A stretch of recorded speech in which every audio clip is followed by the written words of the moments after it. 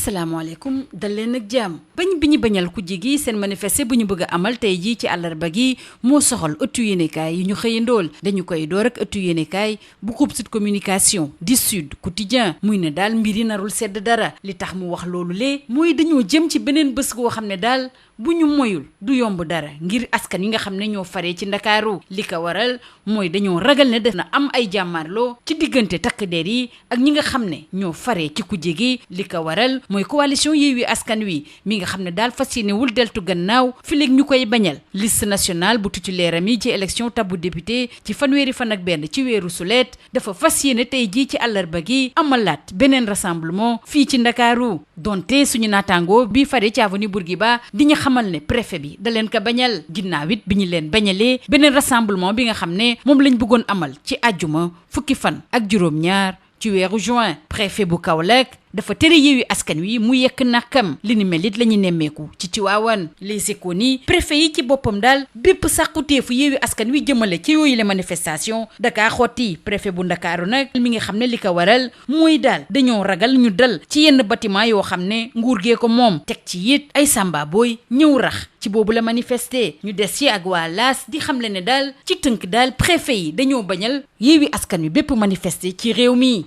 manifester yooyu nga xam ne nag wa ila day lajj rek wala bokk mu am ay jàmmarloo yu tar ci diggante manifestant yi ak takk der yi moo tax waa critique ni bu ñu moyul nag danañ jëm ci ab waxeet ñu xam le ne tey jii bu fukki waxtu ak benn jotee kilifa Yewwi Askan Wi danañu wax ci dëgg-dëgg nan la ñuy mujjeeg bi le manifester nga xam ne dañ ko fas yéene amal ngoon waaye ci xibaar yi nga xam ne moom la critique yor daal li gën a fës mooy dañoo jëm ci dàq boobu le manifester ginnaaw ki ñenn yi solee seen daal ngeen waxtaan ak kilifa yi nga xam ne ñoo ŋànk Yewwi Askan Wi ñu des ak kenn ci ñoom di Ousmane Sonko ak 24 heures décision bi nga xam ne moom la jëloon ni ak lu mën a jar daal dara du leen tere manifester tey jii ci àllarba gi ci place de la nation dafa mel ne daal tere préfet bu Dakar bi daal xajamal na boobule décision bu baax a baax Ousmane Sonko xamal militangam yi nga xam ne dañoo fas yéene woon ñëw fanaan ci buntu këram ñu bañ kaa def ñi nga xam ne it ñëwoon nañu ba noppi daal ñu dellu seen kër 24 heures ci loolu lee di firndeel waa critique di xam le ne ki jiite Pastef les patriotes du Ousmane Sonko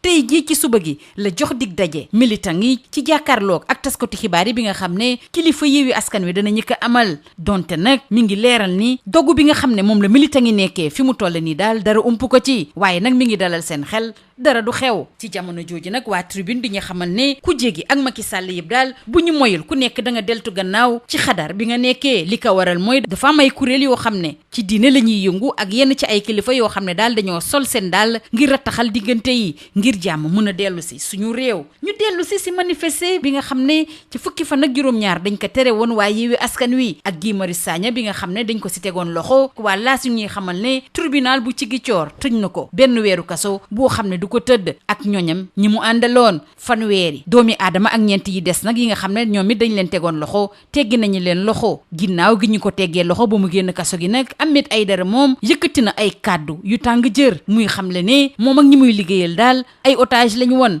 ndax police bi day salfaañe ak jalgate bu baax a baax ak yelleef doomi aadama yi te loolu yëpp nag leen ciy jox ndigal mooy préfet boo xam ne daal dafa farak nguur gi mu xamal ko waa l'info ci biir réew mi quotidien nag maire Guédiawaye bii di Ahmed Aïdara ni lenn moom na leer Macky Sall du mës a teg loxo ci mairie boobulee ñu des ak réew mi quotidien bi jox kàddu directeur exécutif bu Amnesty International section Sénégal di Seydi Gassama mu dellu si ci ñàkk bakkanu Idrissa Goudiaby ci Ziguinchor fukki fan ginnaaw ni mbiri amee daal ak autopsie biñ ci amal néewu Idrissa Goudiaby jébbalaguñu ko ba tey jilee njabootam ñu des si boobu manifester ñu tere woon waaye Yewwi Askan Wi ak mbir bi ñu duppee force spéciale ak l'observateur procureur bi daal jël na juróom-ñetti mandat d'arrêt nar ko teg ci ndodd ñi nga xam ne dañ leen ca tuumaal procureur bi sax jël na dossier boobu nga xam ne luy tolloog fukki aadama ak benn tudd nañu leen ci jébbal ko juge d'instruction bu ñaareelu cabinet di Mamadou Seck suñu naataango yi ñu xëyandool di xamle ne kuréel bi ëmb taskatu xabaar yi suñu réew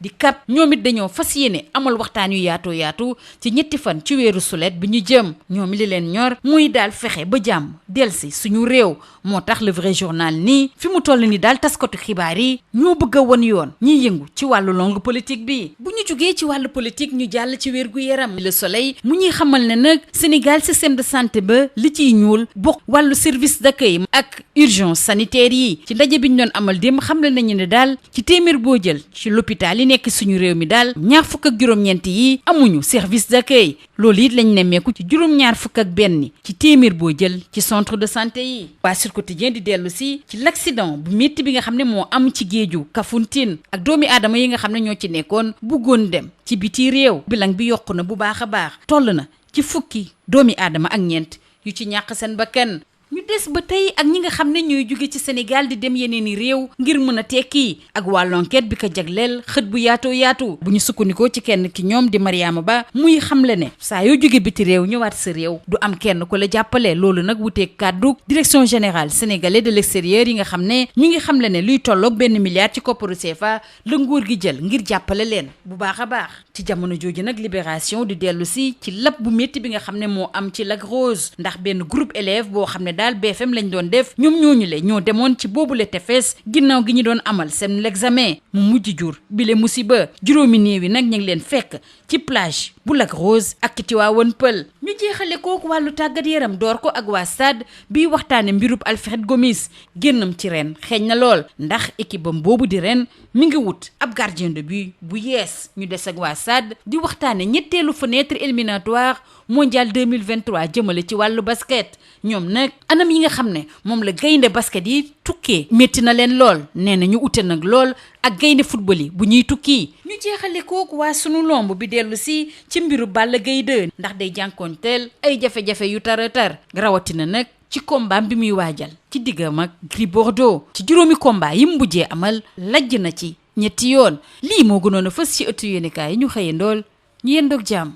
Bonjour, l'interdiction de la manifestation de l'opposition de ce mercredi, c'est le sujet qui intéresse la presse du jour. Avis de tempête, alerte le quotidien du groupe Sud Communication. Encore une journée qui risque d'être pesante pour les populations de Dakar au vu des risques de heurts pouvant survenir entre forces de l'ordre et partisans et ou sympathisants de l'opposition. Pour cause, la coalition Yewwi Askan Wi qui compte accentuer la pression pour protester contre le rejet de sa liste nationale des titulaires aux législatives du 31 juillet prochain envisage d'organiser ce mercredi un autre rassemblement dans la capitale sénégalaise. Ce signale le confrère de l'Avenue Bourguiba, malgré l'interdiction de toute manifestation par l'autorité en raison de la période de pré-campagne électorale, selon son argumentaire, et une première mobilisation non autorisée et réprimée par les forces de l'ordre le vendredi 17 juin dernier. Le préfet de Kaolack bloque Yewwi Askan Wi, idem à Tivaouane. Les préfets déchirent toutes les demandes de Yewwi Askan Wi, renseignent les Échos. Le préfet de Dakar avance des menaces graves d'atteinte aux édifices publics et des risques réels d'infiltration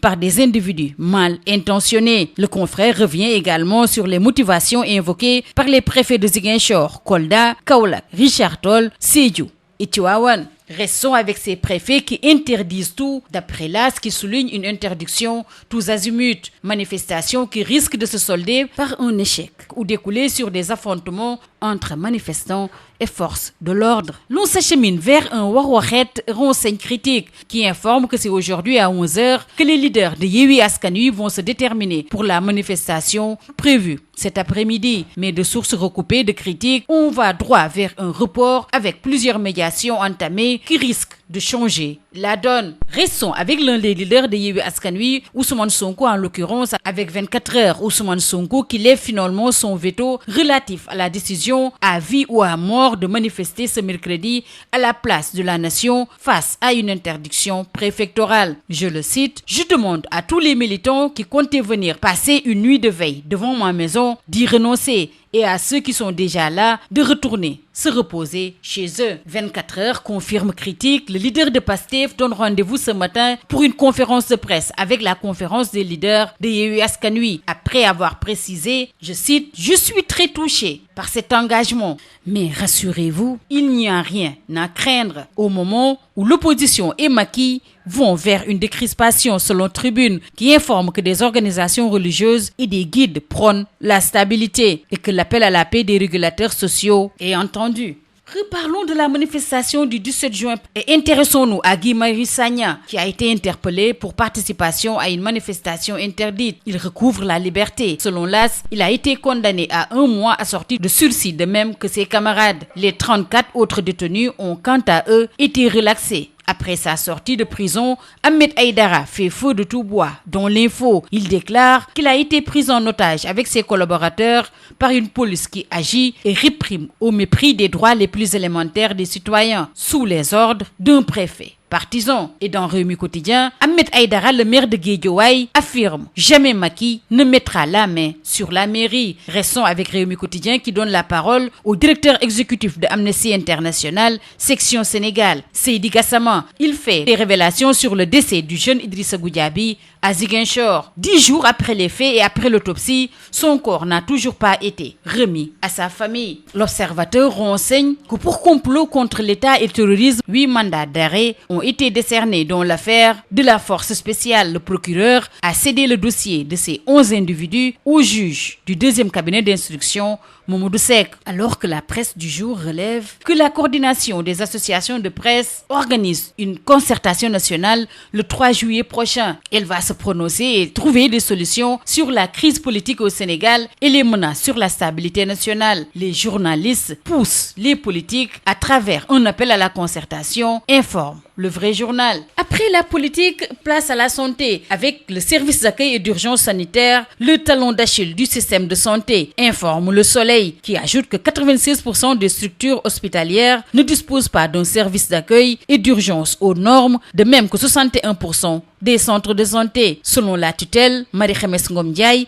les écoles de formation de santé qui ne sont pas aux normes sont menacées de fermeture. Reparlons de cet accident en mer de jeunes migrants avec le bilan qui s'alourdit à 14 morts et plusieurs blessés selon Sud Quotidien, qui informe que Kafountine continue de repêcher des corps sans vie. Après le Joola en 2002, l'on craint la tragédie de Kafountine. Au moment où l'enquête propose un dossier sur le retour des migrants, des illusions d'ici et d'ailleurs. Mariama Ba de confier aux confrères que les migrants de retour sont laissés à eux-mêmes, alors que la Direction générale des Sénégalais de l'extérieur évoque 1 milliard de francs CFA pour ces migrants de retour. Libération nous reparle de cette noyade collective au Lac Rose. La baignade d'un groupe d'élèves vire à la tragédie. Candidat au BFM, il s'était rendu à la plage après les examens. Les 5 corps sans vie ont échoué sur les plages du Lac Rose et de Tivaouane Peulh. Terminons par les sports. Tout d'abord avec Stades, le quotidien du sport, qui nous parle de Alfred Gomis, qui est poussé vers la sortie. En effet, son équipe reine est en quête d'un nouveau gardien. Stades, le quotidien du sport, revient également sur la 3e fenêtre éliminatoire du Mondial 2023. Contrairement aux Lions du football qui voyagent en vol spécial, ceux du basketball le font en car rapide pour aller défendre les couleurs nationales. C'est un manque de considération qui a failli provoquer une explosion de la tanière sur la route d'Alexandrie. Terminons par Sunu Lamb. 3 défaites lors de ses 5 derniers combats. Balla Gaye 2 et dos au mur contre Gris. Il traverse une période assez difficile. C'est tout. À vos journaux et très bonne lecture.